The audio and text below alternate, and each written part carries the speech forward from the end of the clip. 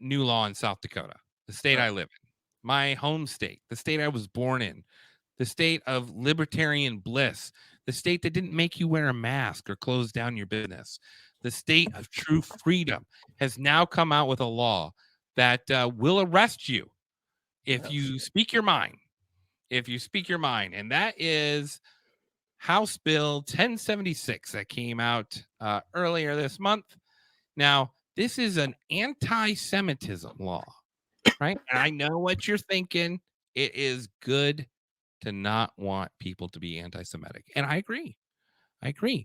We shouldn't hunt anyone down off the base of their skin, their religious creed, even their crazy beliefs. We here at Phantom Facts have entertained crazy thoughts before because we believe in the First Amendment and that everyone has a right to speak no matter how crazy the theory is.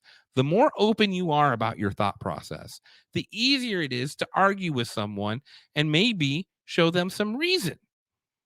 But no, not our beloved Governor Kristi Noem. She's going to protect you. She's going to protect you from harming yourself with free speech. And she's going to use an anti-Semitic law to do that. Now, South Dakota House Bill.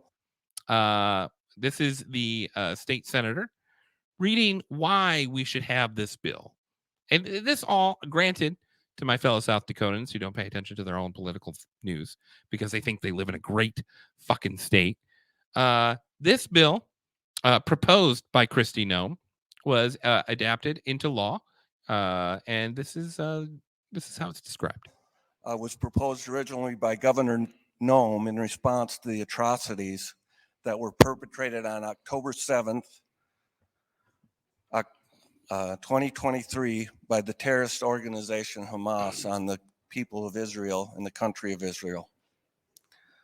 The purpose of the bill is to adopt into statute a definition of anti-Semitism that will be used by the Human Rights Division when they evaluate whether a group has been discriminated against for anti-Semitism.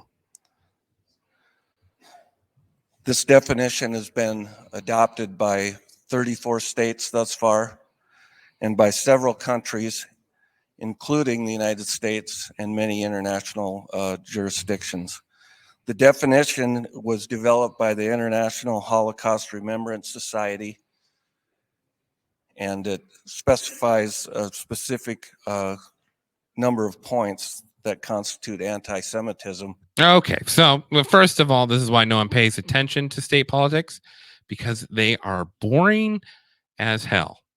And so if you zoned out there, that's okay. I'm going to give you a little rebrief. Right. So what this guy is saying is that this bill is going to be used to fight anti-Semitism. And how that is going to happen is if you say something that's considered anti-Semitic, it can be used against you in a court of law in a prosecution for a crime, making it a hate crime. Okay. So now I know what you're thinking. That's good. We don't want anti-Semitic people. And I agree. But they don't just say that. They adopt a standard that was created by the International Holocaust Remembrance Alliance. And this is their version of what they consider to be anti-Semitic, right? So they came out with some bullet points and said, all this stuff we're telling you is anti-Semitic. And let me see here if I can pull up the list here. I'll share screen. What is anti-Semitism? All right. So here's bullet points: calling for, aiding, or justifying the killing or harming of Jews in the name of radical ideology or an extremist view of religion. Now, I think we can get behind that and say, yeah, that's not good and should not be allowed. Yep. Yeah. Pretty easy. But then it goes making mendacious, dehumanizing, demonizing, or stereotypical allegations about Jews, such as or Jews as such, or the power of Jews as collective, such as, especially, but not exclusively, the myth about a world Jewish conspiracy or of Jews controlling the media, economy, government, and other social institutions. Yeah, jeez. So, So we're just supposed to bite our tongue? yeah, do not say anything, May. All right. Just because I am not saying that just because Jews own most Everything? most of the media, economy, and government on a disproportionate level to its population, that does not mean that they make a difference. It's not like the head Jew of Congress could call out a president of another country and tell him to step down. It's not like like that happens here. So, does that make you anti-Semite for saying that? Top Jew in Congress, Chuck Schumer asks. Okay, you get the point. But it gets worse, May. It gets worse. They throw in a few more things, like, don't blame Jews for real or imagined wrongdoing committed by a single Jewish person or a group of Jewish persons, or acts committed by non-Jews. I don't want to come across like we're hating against Jews here. I think that this right here, telling me not to say stuff, is also wrong. Is also a direct attack on my First Amendment rights. In This the tells me the Jews are getting ready for a comeback. accusing the Jews as a people or Israel as a state for inventing or exaggerating the Holocaust. You can't say that. Can't say that they really played up the Holocaust for the last 70 years in order to commit war crimes. Definitely can't say that. Another thing you can't say. Now, listen, I get like, denying the Jewish people their right to self-determination. Uh, you know, Even the one where it says accusing Jewish citizens of being more loyal to Israel or alleged priorities of Jews worldwide than to the interest of their own nations. Now, this is not in reference to Ben Shapiro and his blood-hungry Daily Wire company, in which he goes and promotes every positive. Like, that's not true. That's true. We all know Ben Shapiro loves America more than Israel.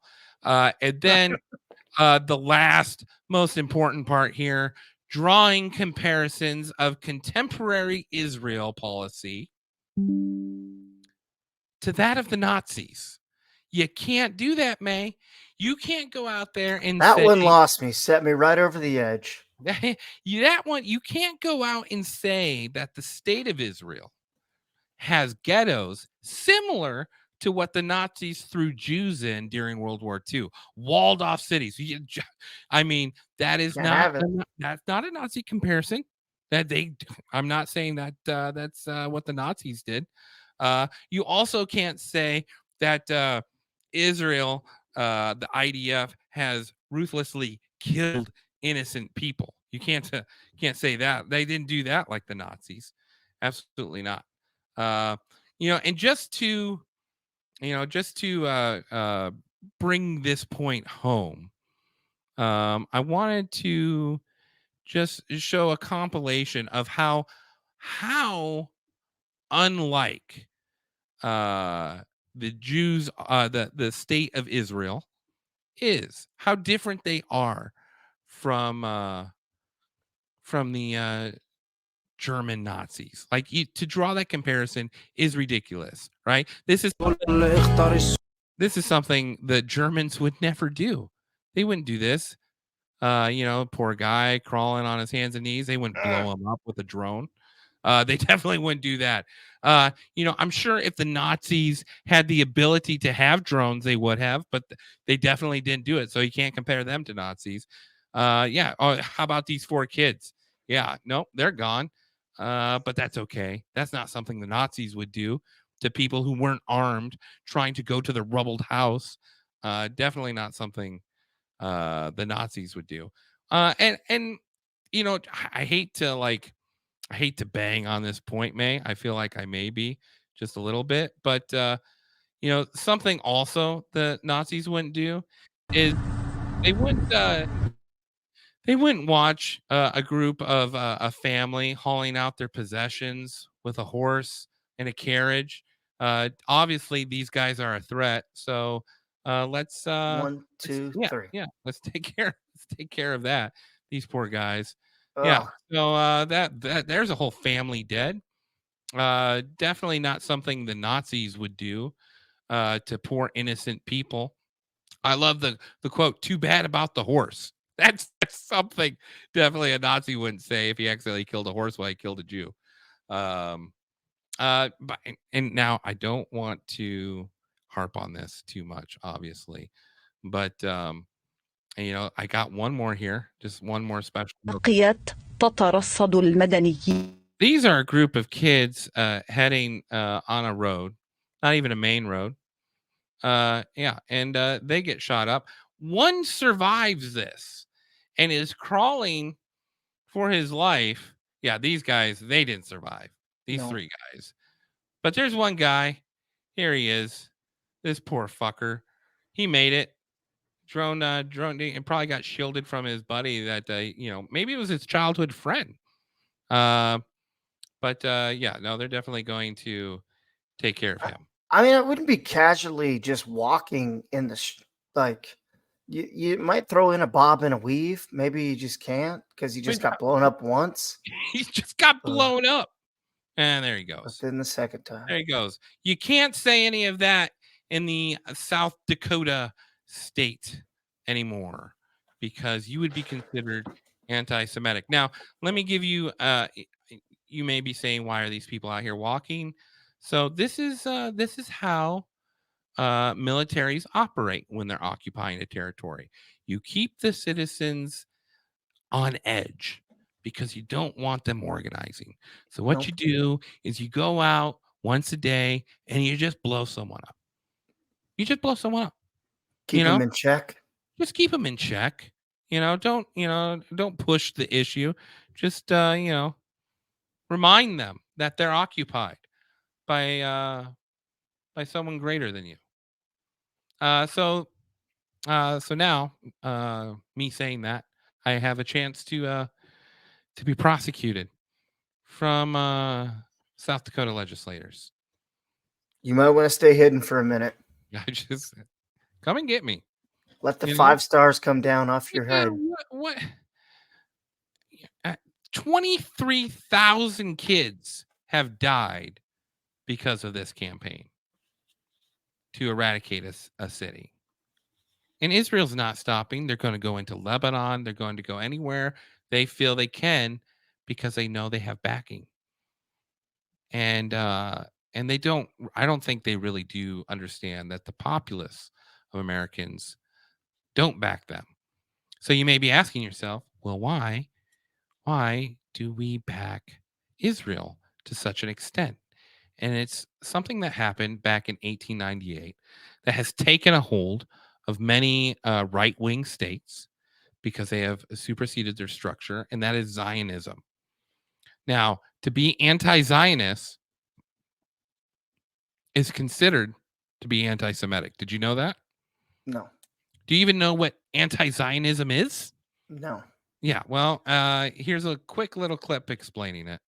Is a political philosophy which has brought about the state of Israel, the so-called state of Israel. This political philosophy has nothing to do with religion. On the contrary, it seeks to confuse others and let them think that Zionism and Judaism is one and the same. I am a conscious African. I know properly my history. I know that Africa gave Judaism to the world. I know that the first Jews in the world were Africans. Not only do I know this, but I inform everyone who has doubts about it to read a book by Sigmund Freud entitled Moses and Monotheism as a beginning. Consequently, I know that Judaism and Zionism are not the same.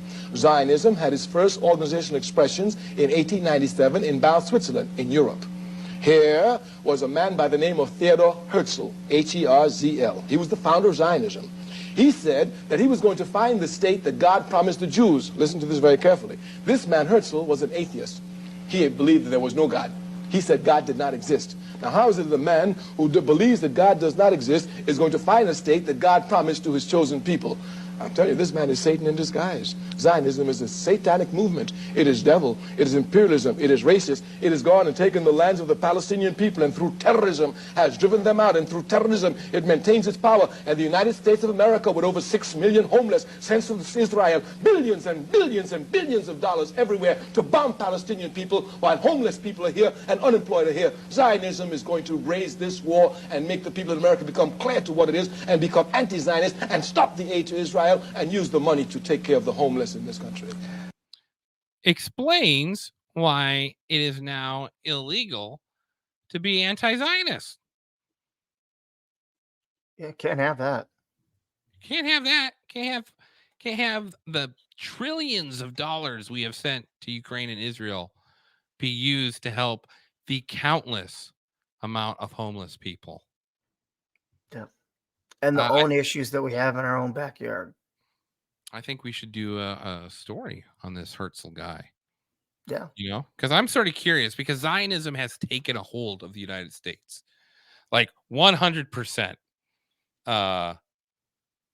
And we've talked about this rise of a religious movement where it's creating these zealots, which comes from, you know, you get one extreme and it creates the extreme and the exact opposite.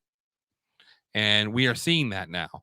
There's several dangers when you develop into a theocracy. You can't be a theocracy. Can't be socialist either. We are a republic, a democratic republic, and we have to remember that. And when you start banning speech, you are going against what a republic democracy stands for. Mhm. In South Dakota, you have become more you've become as much of a tyrant as the governors of California and New York. And that's mind blowing too. South Dakota. It's Did they need a middle piece? They just needed. Ugh. it was so you got to remember this is done as a posturing position, right? Like whatever side the left takes, which the left is undoubtedly for Palestine, pro-Palestine, because they don't have the, you know, the Christianity ties, you know, or nor as strong when it comes to that. And so naturally, the people on the left are going to be for the poor man in this situation, you know, which works out to be right. You know, you can be right every now and then and still be a liberal. And the Republicans, of course, have now taken the exact opposite. You know, let's fund Israel. Let's do everything we can. Let's, you know, blow, you know, if we don't do this, you know, Palestine, how dare Palestine attack its oppressors on October 7th? Now, am I saying it was nice? Am I saying it should have been done? No. But do you expect people that have been held in captivity for 60 years not to have a little outburst now and Sure. then? You know, the story of them creating Palestine was, here, let's take 9 million people. I don't understand what they're so mad about. We gave them their own city. Sure, we walled it in and we check what resources come in and out, but we gave them a flour mill. Yeah. That, Oh, that was literally in the documentary about how great Israel is to Gaza. We gave them a flour mill. You know, yeah, we gave them means to produce their own flour. You know, isn't that nice of us? And here they are. They destroyed the one thing we gave them. You can't trust these Gazans. Yeah. Well, maybe you're not going to be trusted because you got them in a concentration camp. Man, this. say it louder for the people in the back. I'm just, No, you're 100%. I'm just saying, like, you know, Kristi Noem is doing this because she wants to be VP, and God help us if Trump makes that mistake, because it will be the biggest mistake of his career. And she is a tyrant. She is a tyrant, and she is dumb. She's a stupid tyrant.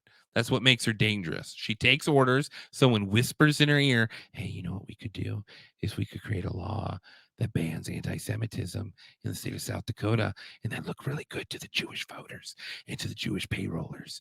And then you could say, hey, we're on your side, and they'll give you money for the campaign. That's exactly what that conversation was. You know what she said? Oh, there was no pushback. She's probably sitting there sucking his dick while he gave her instructions. That's right. I'm calling you out, Kristi Noem. We all know you like Corey Lewandowski's length better than your own husband. I'm just saying, Kristi Noem, she is a tyrant. She's Don't a get tyrant. sucked in by the beauty. Don't Or get by the sucked into the boobs. beauty. Yeah. All right, does she even have boobs? You know how I I don't knew know. she was a tyrant at first was when I moved back to the state of South Dakota, and I saw a newspaper while she was running for governor for a second term, and she went to this local deli in the middle of nowhere, South Dakota, and she had a photo op with this little hometown restaurant, and one of the waiters she roped into the photo op. He had his arm around her, and her arm was around him and someone else, and then with his other finger riding on his jeans, he's flipping her off. And but her response to that, instead of laughing it off, she gets personally offended and makes sure this kid is fired. Now, Oh, should the kid have been fired? Probably. You don't want to be flipping off the governor while she's promoting your, place of the employment. business. Yeah. Yeah, but the response, of course they're going to fire him no matter what. Does the governor really need to chime in? Isn't she above that? No, because she's an idiot, and she gets sidetracked by the most simplest stuff. She makes it her goal. What she did to South Dakotans with voting in marijuana is a disgrace. It was voted in loud and clear by the people of South Dakota against the old timers who were definitely against it, but still it was done democratically, and they ran it through the Supreme Court, and they found a loophole, and they went against the vote of the people. That Really? is a just a A lap small in the segment, face. a small segment of how tyrannical she is, because it would affect her farming, her family's farm if hemp took over. Jesus Christ, Jesus Christ. Kristi Noem. Good riddance. Thank you. I'm proud of you. Thank you. I feel a little bit better.